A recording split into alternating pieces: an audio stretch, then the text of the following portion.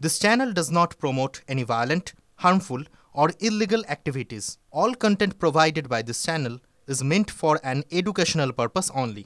আমি অনুরোধ করছি পার্টির জেনারেল সেক্রেটারি অভিষেক ব্যানার্জি আপনাদের কাছে দু চার কথা বলুক।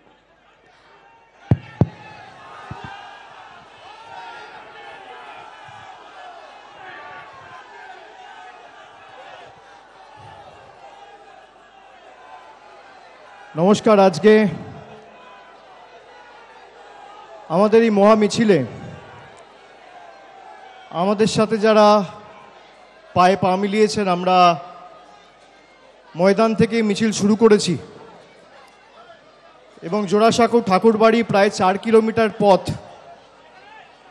আমাদের সাথে হেঁটে যারা এই মিছিলে অংশগ্রহণ করেছেন, তৃণমূল কংগ্রেসের সর্বস্তরের কর্মী সহ সভামঞ্চে উপবিষ্ট যারা রয়েছেন,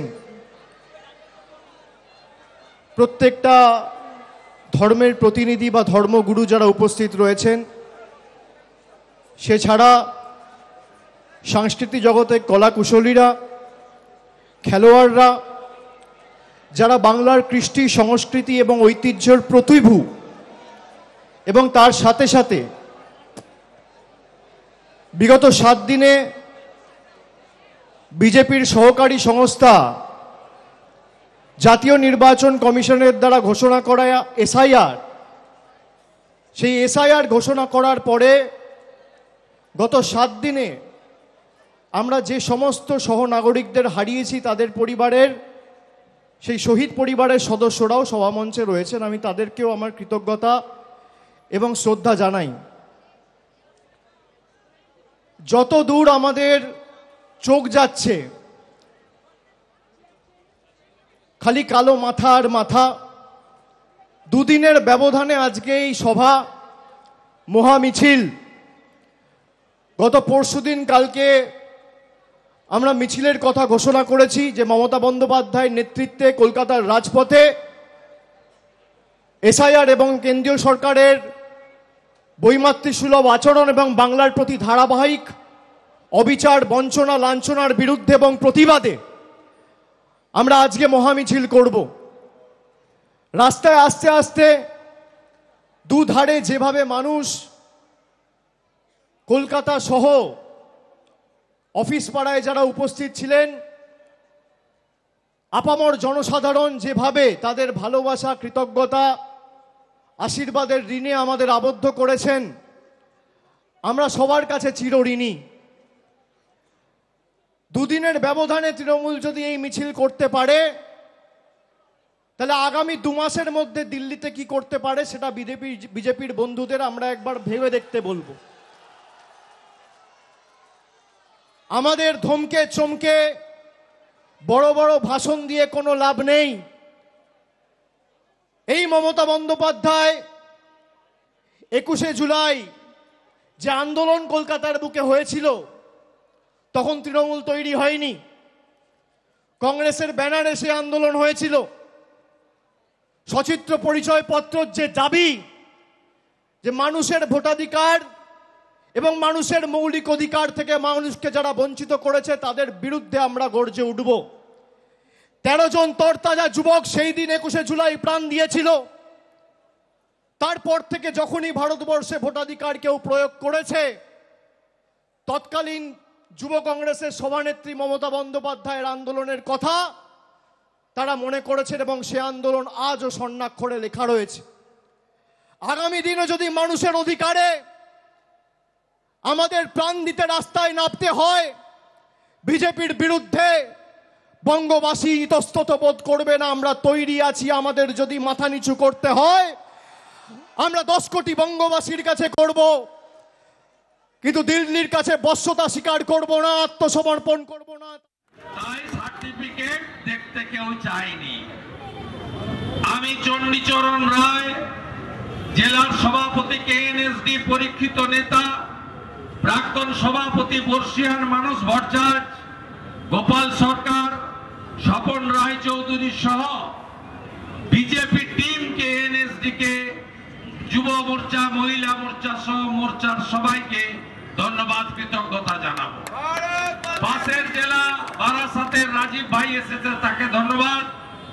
আমাদের অন্যতম নেতা, লড়াকু নেতা, প্রাক্তন সাংসদ, বিহারের প্রচারে ছিলেন, তিনি এসেছেন, বক্তব্য রেখেছেন। অর্জুন সিংকে যথাযথ সম্মান এবং অন্যান্য সকলকে, আমাদের রাজ্য কমিটির সদস্য প্রীতম দত্ত থেকে শুরু করে অনেকেই এসেছেন, আমি প্রত্যেককে ধন্যবাদ জানাবো। আমরা একদিকে হাইকোর্টের বেঁধে দেওয়া টাইম, হাইকোর্টের বেঁধে দেওয়া সংখ্যা নিয়ে শান্তিপূর্ণভাবে একটা মিছিল করলাম। সংবাদ মাধ্যমের একাংশ, ইনকাম ট্যাক্স, নির্বাচন কমিশন, প্যারামিলিটারি ফোর্স, গোহারা হেরেছে, জয় হয়েছে বাংলার মানুষের। সেই 100 দিনে সুপ্রিম কোর্ট রায় দিয়েছে যে বাংলার মানুষকে টাকা দিতে হবে। আমরা বলেছিলাম জুন মাসে যখন এসআইআর এর নোটিফিকেশন করেছিল, যে জুন মাসে তৃণমূল কংগ্রেস তার অবস্থান স্পষ্ট করে বলেছিল যে একটা যোগ্য ভোটারের তালিকা থেকে যদি নাম বাদ যায়, বাংলার ক্ষমতাটা কি দিল্লির জমিদারদের দিল্লির বুকে এবং দিল্লির মাটিতে তৃণমূল কংগ্রেস দেখাবে। এই যে 7 জন আত্মহত্যা করে মারা গেছে, প্রাণ দিয়েছে, সবার ভোটার তালিকায় নাম ছিল। যখন ইচ্ছা, যাকে ইচ্ছা বাংলাদেশি বলে আখ্যায়িত করে ডিপোর্ট করে দিচ্ছে। একটা অন্তঃসত্ত্বা মহিলা, তার 6 জন পরিবারের সদস্য সহ তাকে, যেখানে হাইকোর্ট রায় দিয়েছে তার মায়ের ভোটার তালিকায় নাম রয়েছে, তার বাবার ভোটার তালিকায় নাম রয়েছে, 2002-এর খসড়া তালিকায় নাম রয়েছে, তাকে বাংলাদেশি বলে ডিপোর্ট করে বাংলাদেশে পাঠিয়ে দেওয়া হয়েছে। এর জবাব বাংলা দেবেই। এবং নেত্রীকে আমি শ্রদ্ধা জানিয়ে তার অনুমতি চেয়ে আমি আপনাদের বলছি, এই যে 7 জন প্রাণ দিয়েছে সবাই যোগ্য ছিল, ভোটার তালিকা থেকে সবার নাম বাদ গেছে। আগামী দিন তৃণমূল কংগ্রেস দিল্লি যাবে এবং এসআইআর এর প্রতিবাদে বাংলার ক্ষমতা কি সারা ভারতবর্ষকে দেখাবে। দিল্লি যাওয়ার জন্য প্রস্তুত থাকুন। আগে যখন মানুষ ভোট দিত, মানুষ ভোট দিয়ে সরকার নির্বাচিত করত, আর প্রধানমন্ত্রী নরেন্দ্র মোদীর সরকার এখন পছন্দের ভোটার বেছে নিচ্ছে। আপনি ভাবুন, মানুষ বাঁচত সরকার, আর আজকে সরকার বাঁচছে ভোটার। কি এদের অবস্থা! হঠাৎ করে 10 বছর আগে 2016 সালের 8ই নভেম্বর ঘোষণা করে দিল আজ থেকে 500 টাকার নোট চলবে না, 1000 টাকার নোট চলবে না। হঠাৎ ঘোষণা করে দিচ্ছে আধারের কোনো দাম বা মূল্য নেই। হঠাৎ বলে দিচ্ছে ভোটার আইডি কার্ড ভ্যালিড নয়। হঠাৎ বলে দিচ্ছে রেশন কার্ডের কোনো ভ্যালিডিটি নেই। গত পরশুদিন অমিত শাহ একটা সাক্ষাৎকারে বলেছে, যারা ভারতবর্ষে জন্মায়নি তাদের ভারতে ভোটাধিকার প্রয়োগ করার অধিকার নেই। আমি অমিত শাহকে জিজ্ঞেস করতে চাই, আপনি যদি দম থাকে তাহলে আপনি প্রকাশ্যে এসে বলুন যে আপনি বলতে চেয়েছেন লালকৃষ্ণ আদবানি ভোট দিতে পারবে না। তার কারণ লালকৃষ্ণ আদবানির জন্ম হয়েছিল করাচিতে। পশ্চিমবঙ্গ আছে, পশ্চিমবঙ্গে কত কিলোমিটার বর্ডার? 2200 কিলোমিটার বাংলাদেশের সঙ্গে বর্ডার। কত কিলোমিটার বেড়া দেওয়া সম্ভব, অথচ জমি দেয়নি এই রাজ্যের সরকার? 540 কিলোমিটার।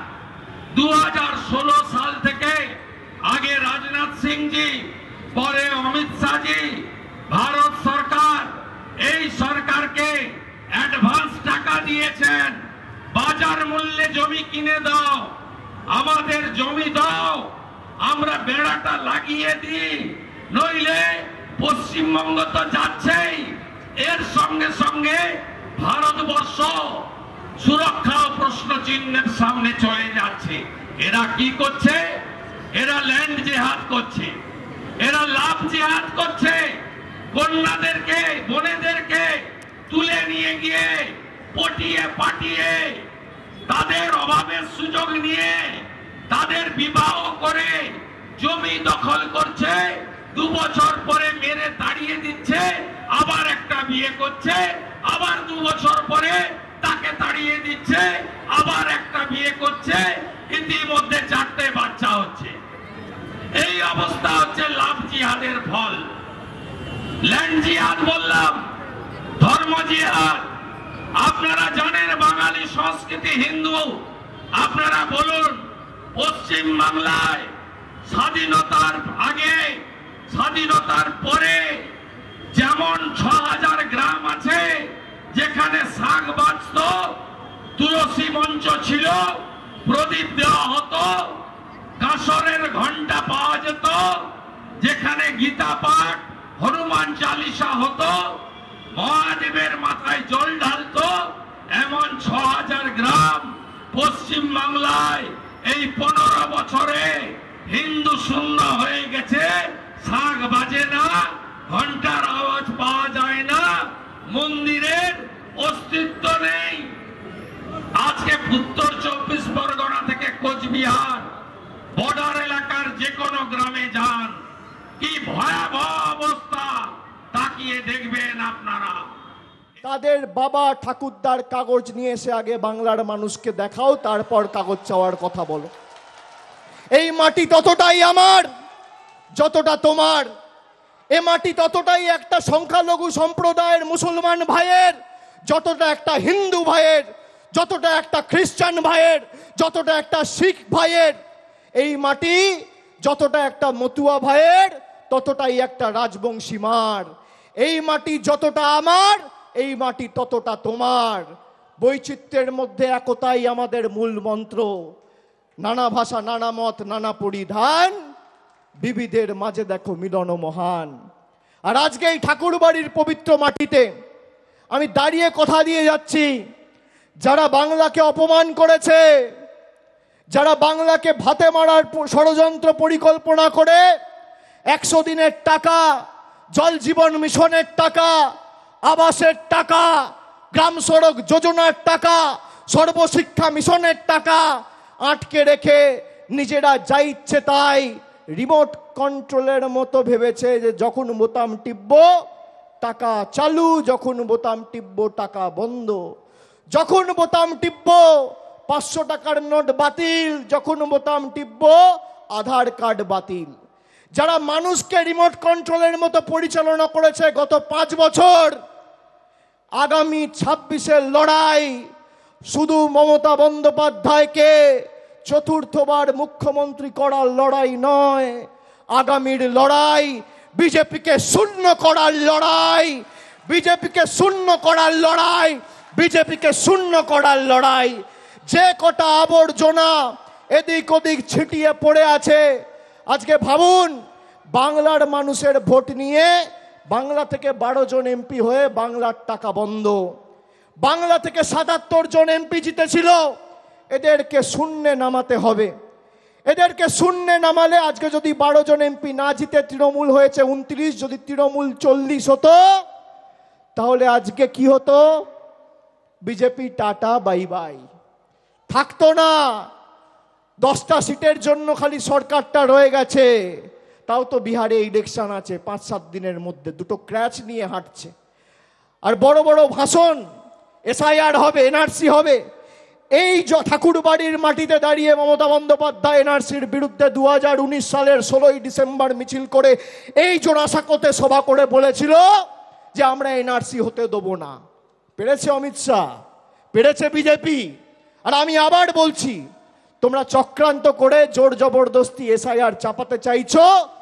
তৃণমূল মানুষের ক্ষমতা নিয়ে প্রতিবাদ প্রতিরোধ কাকে বলে আগামী 2 মাসের মধ্যে দিল্লিতে দেখাবে, তৈরি থাকুন। আমি আমার বক্তব্য দীর্ঘায়িত করব না, আপনারা অনেকক্ষণ ধরে এসছেন। আমরা সবাই আমাদের নেতৃত্ব থেকে তার বক্তব্য শুনবো, তার কথা শোনার জন্য আমরা এসছি।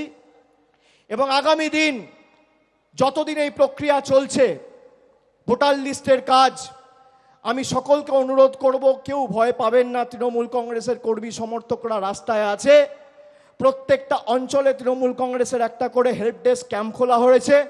প্রত্যেকটা ওয়ার্ডে, শহর এলাকায় তৃণমূল কংগ্রেসের ওয়ার্ড ভিত্তিক ক্যাম্প রয়েছে, বিধানসভা ভিত্তিক ওয়ার্ড রুম রয়েছে। প্রায় 7000-এর বেশি ক্যাম্প আমরা সারা বাংলা জুড়ে কুচবিহার থেকে কাকদ্বীপ করেছি। বাংলার মানুষের পাশে যতদিন তৃণমূল কংগ্রেস আছে বাংলার মানুষকে কেউ দমিয়ে রাখতে পারবে না। চলবে না অন্যায়, টিকবে না ফন্দি, জনগণের আদালতে হতে হবে বন্দী। যে আমরা লড়াইয়ের ডাক দিয়েছিলাম কথা বলে জয় ভীম, জয় ভারত, সংবিধানই শেষ কথা বলে, এটা শুনে রাখুন। আপনারা কিছু করতে পারবেন না। আর এসআইআর নিয়ে আমি বিজেপির কর্মী সমর্থকদের একটা কথাই বলবো, যদি ভণ্ডুল করে, বিএলওকে মারে, ইলেকশন কমিশনকে আক্রমণ করে, ইলেকশন কমিশন বুঝে নেবে। তার দায়িত্ব বিজেপির নয়, আপনি মারামারিতে জড়াবেন না। কিন্তু BLA-2 যদি বিজেপির আক্রান্ত হয়, শুভেন্দু অধিকারী, শ্রমিক ভট্টাচার্য, সুকান্ত মজুমদাররা গ্যারেন্টি থাকলো লড়ে নেব, বুঝে নেব, হিসাব কষে নেব। আমরা হিসাব কষে নেব, আপনাদের আমি বলে দিতে চাই। আর ভোটার তালিকাটা ঠিকঠাক বের করানোর দায়িত্বটা কার? আপনার বেশি দায় না বিজেপির বেশি দায় না তৃণমূলের বেশি দায়? প্রথমত দায়িত্ব ইলেকশন কমিশনের, আর দায়টা ওই পিসি ভাইপোর কোম্পানির। আপনার দায় নয়। তার কারণ গত 21-এ সরকার তৈরি হয়েছিল কবে? 5ই মে 2021। 26-এ সরকার করতে হবে কবে? 2026 4 মে রাত্রি 12টার মধ্যে সরকার তৈরি করতে হবে। আর সরকার তৈরি করতে গেলে 7ই ফেব্রুয়ারি ফাইনাল ভোটার লিস্ট বেরোতে হবে, তাই তো? হিসাব তাই বলে। 7 তারিখে ফেব্রুয়ারি যদি ভোটার তালিকা না বেরোয়, যদি এসআইআর না হয়, যদি করতে না দেয়, বিএলওদের যদি মারতে আরম্ভ করে, যদি বিশৃঙ্খলা তৈরি করে, যদি সিএএ নিয়ে যা করেছিল, ট্রেন পোড়ানো, বাস পোড়ানো, মানুষ মারা, ধুলিয়ান, শামশেরগঞ্জ, মোথাবাড়ি, মহেশতলার মতো করতে থাকে, তাহলে কি হবে? ভোটার তালিকা বেরোবে না। ভোটার তালিকা না বেরোলে ভোট হবে না। ভোট না হলে 4 মের মধ্যে সরকার হবে না। 4 মের মধ্যে সরকার না হলে রাত্রি 12টার পরে কি হয়? রাষ্ট্রপতি শাসন হয়। রাষ্ট্রপতি শাসন হয়। অতএব আপনাকে চিন্তা করতে হবে না। আপনি বুথগুলোকে দুর্গ বানান। মেরা বুথ